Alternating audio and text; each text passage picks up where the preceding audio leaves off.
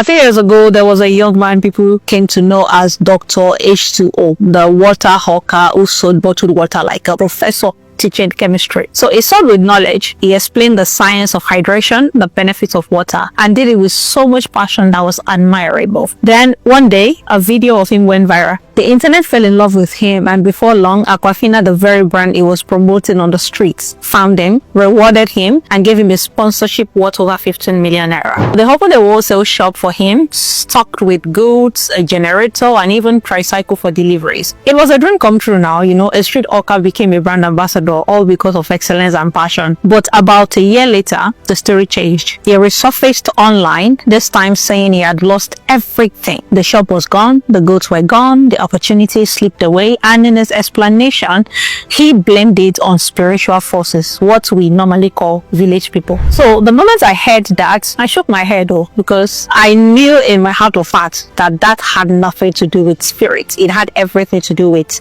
capacity. And here is the truth nobody likes to say. Number one, he was handed far more than he had the capacity to manage. You cannot jump from hawking bottled water in traffic to running a multi-millionaire business overnight. The mindset, the discipline, and the system to operate at these levels are very different. Secondly, he lacked financial intelligence. Many people eat both their profit and their capital because they didn't know how money works. They don't reinvest. They don't separate business money from personal money. Thirdly, he thought he had arrived. Poverty has a way of making small wins look like a jackpot. And when you think you've arrived too early, you begin to spend carelessly. And number four, there's a high probability that his family and community probably descended on him with expectations. To them, he was not the rich one, and because he didn't know how to say no or structure boundaries, he drowned under the weight of their financial burdens. He lacked mentorship and accountability. Money without guidance is like giving a child a loaded gun. It will destroy them. This is not unique to just this guy alone. The same thing happened in Osun State when a woman was given about 500,000 after going viral, and within weeks she was back on the street begging. Why? Because money is not the solution to poverty when poverty is still rooted in the mind. You can give a man 1 billion naira today, but if he has never built the capacity to multiply 1 million naira, give him a few months or years,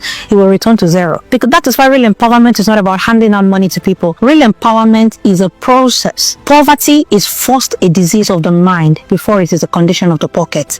So until the mind is reprogrammed, money will slip through the cracks like water in a basket. The Bible says in Proverbs 13:11, wealth gotten hastily will dwindle, but whosoever gathers little by little will increase. And that is God's principle. Capacity is built gradually through process and not by sudden jackpot.